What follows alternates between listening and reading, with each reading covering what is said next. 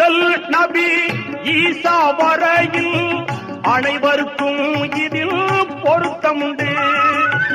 ஆதியிறையின் இந்த தத்துவத்தில் ஆயிரம் ஆயிரம் அர்த்தமுண்டு.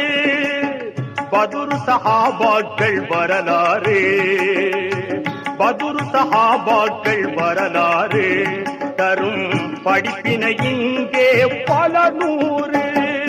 அல்லாவை காட்டும் கண்ணாடி, அல்லாஹ்